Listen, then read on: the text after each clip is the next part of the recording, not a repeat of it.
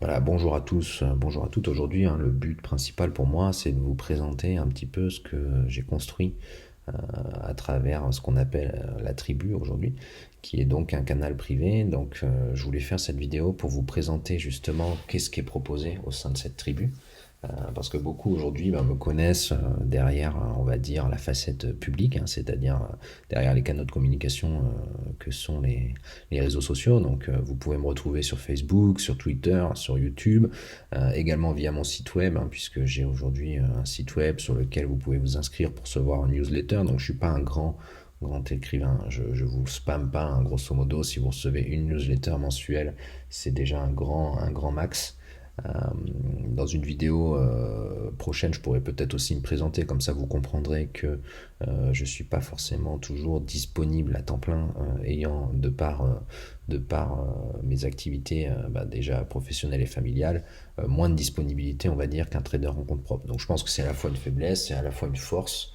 Bon, j'y reviens pas maintenant, mais forcément, quand vous êtes un trader particulier, vous devez trouver une méthode qui fonctionne pour des gens qui n'ont pas forcément un capital élevé, qui n'ont pas forcément du temps disponible toute la journée.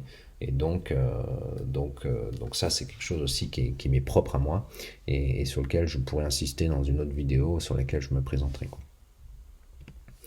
Donc derrière, voilà, ce que je voulais également vous présenter, c'est l'espace privé qu'on a aujourd'hui sur Slack, qu'on appelle la tribu et que j'ai créé en partenariat avec Tomahawk Trading, que je vous invite donc à également suivre, hein, Tomahawk Trading et son challenge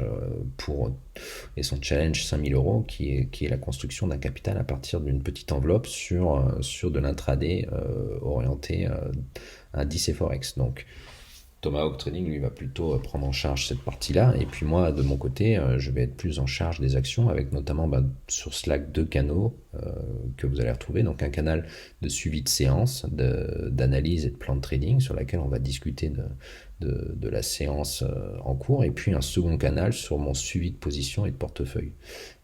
Donc ça, c'est les deux canaux qu'on a sur Slack côté action. On a également bien évidemment ceux de Tomahawk Trading sur le suivi des indices et du forex. Et puis j'ai mis à disposition tout un tas d'outils pour tenir son journal de trading, définir son money management, euh, qui vous sont donc accessibles quand vous souscrivez à la tribu, quoi. Mais derrière ça, voilà, comme je vais vous le présenter dans les slides prochaines, il y a également à disposition tout un tas de watchlist intraday, de watchlist court terme, de watchlist également moyen terme, et puis la construction de screeners fondamentaux et de screeners techniques qui sont très très basiques, mais qui permettent déjà d'avoir une approche un peu plus structurée des marchés, quoi. Également, voilà, hein, c'est quelque chose Rome ne s'est pas faite en un jour, et donc j'ai encore besoin d'un peu de temps pour structurer l'idée que j'ai et que je souhaite avoir de la tribu, mais il y a tout un tas de contenus à venir sur la façon dont j'utilise des indicateurs techniques tels que le RSI, la MASCD. Il m'a été demandé notamment un petit laïus sur le carnet d'ordre, et puis je vais aussi insister sur l'analyse fondamentale, qui est quelque chose que j'ai travaillé dernièrement euh, et que je souhaite un petit peu proposer également aux abonnés, puisque j'ai constaté, de par les watchlists que j'ai créées, des résultats plutôt probants.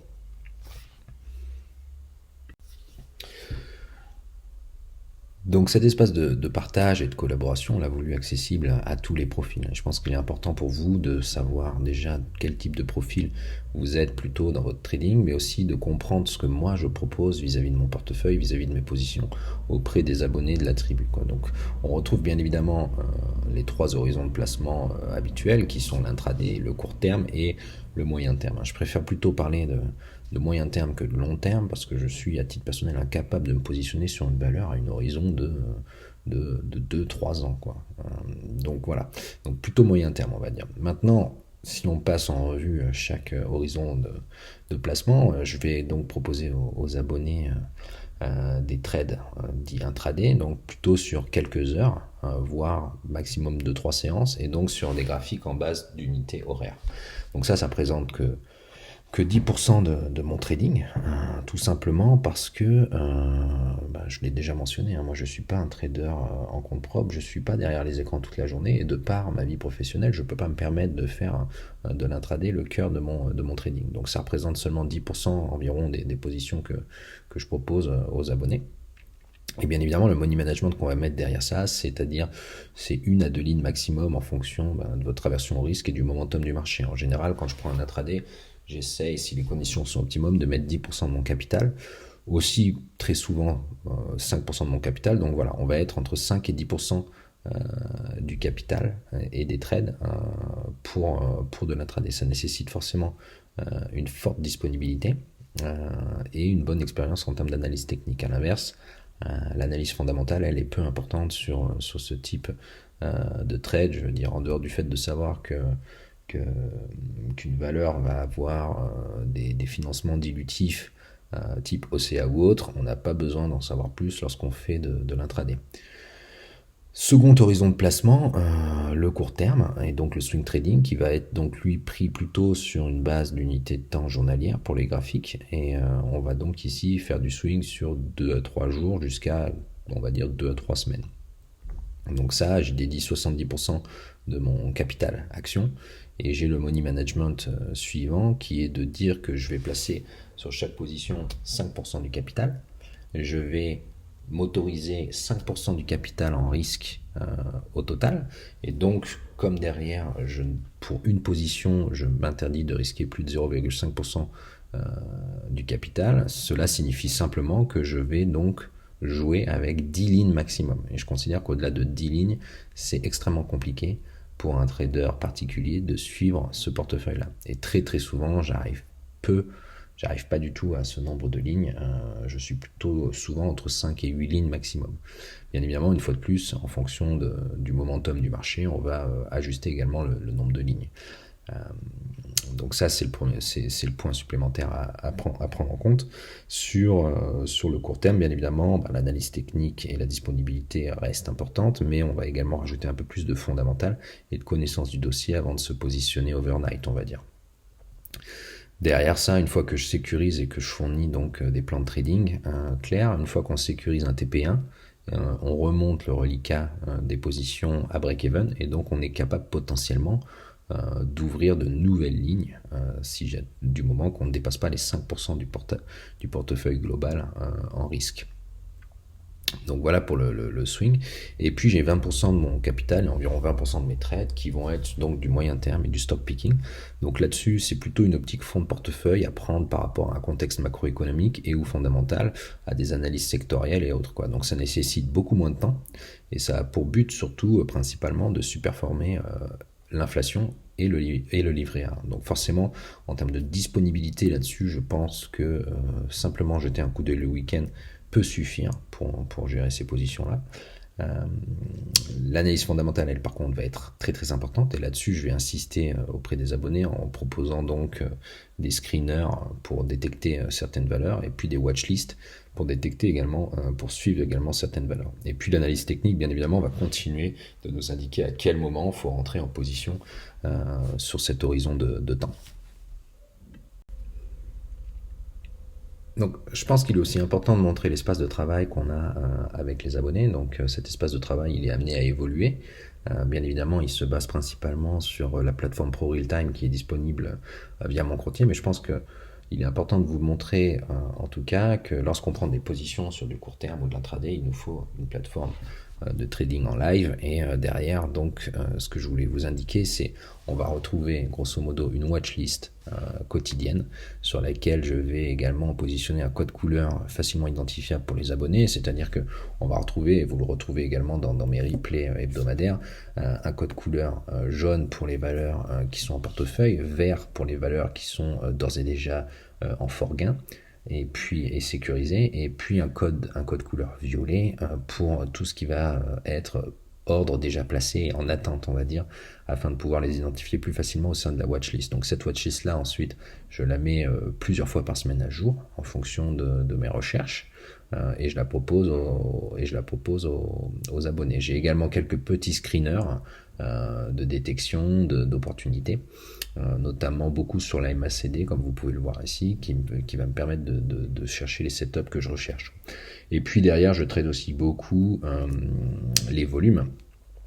Et donc je suis également le palmarès des valeurs les plus ayant les volumes les plus anormaux, on va dire. C'est un palmarès standard proposé par ProRealTime et je me sers aussi de ça pour détecter des opportunités, quoi. Donc c'est important, je pense, de vous montrer cet espace de travail parce que derrière ça, en fait, moi, les indicateurs principaux de détection des opportunités, ça va être l'analyse chartiste que vous voyez ici, ça va être notamment l'analyse par les volumes, euh, les moyennes mobiles et les Bollinger. Ça va être vraiment mes indicateurs principaux pour tout ce qui est positionnement sur du court terme ou de l'intraday, puisque je vous le rappelle, dans la slide précédente, je montrais que l'analyse technique était le plus important, quoi. Derrière, j'ai également des indicateurs secondaires sur lesquels je reviendrai et sur lesquels je proposerai également des petites méthodes de formation auprès des abonnés. Vous allez retrouver notamment tout ce qui a trait à la MACD, qui est un indicateur avec lequel j'ai également beaucoup de feeling, un peu plus qu'avec le RSI notamment, et les chandeliers japonais que finalement j'utilise peu, en tout cas, j'utilise peu les patterns des chandeliers japonais. Voilà. Et puis derrière, comme je disais, donc 3 unités de temps, du horaire, du daily et du hebdomadaire, et peu d'analyse fondamentale pour le court terme.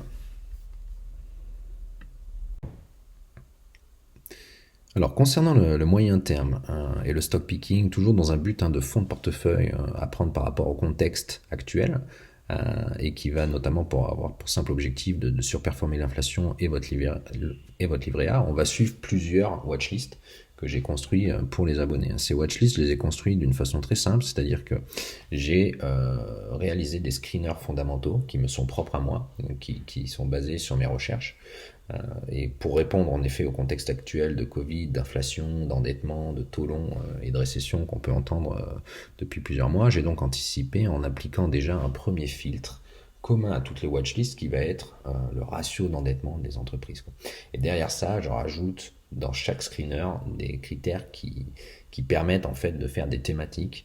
Et vous voyez les thématiques en dessous, donc on va construire ces watchlists thématiques, on va avoir les recovery, on va avoir les décotes, on va avoir les valeurs de rendement et on va avoir les valeurs OPables. Donc j'ai construit ces screeners, j'ai construit également donc ces watchlists qui m'ont sorti tout un tas de valeurs qui sont screenées. Et derrière ça, j'ai appliqué donc un filtre additionnel qui va être l'analyse graphique, l'analyse technique pour une sélection finale qu'on va suivre avec les abonnés de façon trimestrielle. Cette liste finale, en effet, par rapport aux valeurs screenées, elle est importante parce que le but, c'est aussi de comprendre s'il y a de la liquidité sur le carnet d'ordre, sur le titre, et s'il y a du volume. C'est-à-dire que ça sert à rien d'avoir de se positionner sur une valeur qui va en effet avoir tous les critères fondamentaux et graphiques si celle-ci en fait vous scotche parce qu'il y a 50 ordres ou 50 titres qui s'échangent chaque jour. Donc c'est important également d'avoir cette notion-là pour avoir une valeur finale, une sélection finale très très restreinte mais également très pertinente, quoi. Donc toujours en effet dans le but du stock picking, et déjà là vous voyez que sur ces 4 watchlists on arrive à sortir une cinquantaine de valeurs à suivre, et on n'est pas actionnaire des 50 valeurs, c'est impossible, mais en tout cas on arrive sur quelque chose qui est cohérent en termes de performance aussi. Donc la première watchlist que j'ai bien évidemment avec les abonnés, c'est les recovery, c'est-à-dire les dossiers sur le point de sortir une première année de bénéfice après une longue période de perte. Donc on est passé suite à ces critères, on avait 80 valeurs et on a réduit donc la liste à 31 valeurs qui ont une performance de 14% depuis le 1er janvier par rapport à un CAC 40 qui est peu ou prou à 2 ou 3%, quoi. Les valeurs décotées également, donc c'est tous les dossiers qui vont présenter une sous-valorisation par rapport à leur valeur théorique. Donc là-dessus, on a une sélection finale de 10 valeurs en retournant une performance de 5%. Je propose également aux abonnés une liste à suivre pour des valeurs de rendement qui proposent 5% de rendement annuel côté dividende. Cette valeur-là, elle a aujourd'hui une performance de 9% hors dividende et on suit actuellement une quinzaine de valeurs, quoi. Et donc le dernier point, c'est une thématique un peu plus particulière puisque j'ai pas vraiment de screener fondamental derrière cette watchlist. C'est plutôt, on va dire, ma connaissance des dossiers et mon analyse des dossiers qui fait que j'ai sélectionné 10 dossiers qui me paraissent pouvant présenter un potentiel d'opération capitalistique, que ce soit des OPA, que ce soit des OPR, que ce soit également un retrait de la cote. En tout cas, on suit également ces 10 valeurs avec aujourd'hui une performance pour ces valeurs-là de 16%. Donc voilà. Et puis, ce que je vais également proposer dans un avenir proche pour les abonnés, c'est la construction de nouvelles thématiques et de nouvelles watchlists, hein, tout simplement. Euh, donc ces thématiques-là, on va tourner autour du Green Deal, de tout ce qui va être valeur écologique. On va avoir notamment les matières premières, les minières. Et puis au fil de l'eau, je verrai si je construis d'autres watchlists de façon plus opportunistique pour les abonnés en fonction de l'évolution des marchés. Voilà, donc j'espère qu'en tout cas pour vous, c'est clair ce que vous pouvez trouver sur la tribu, puisque ça m'était beaucoup demandé.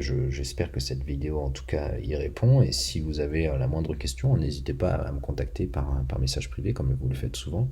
Et puis je vous donne rendez-vous à l'occasion. Bonne journée.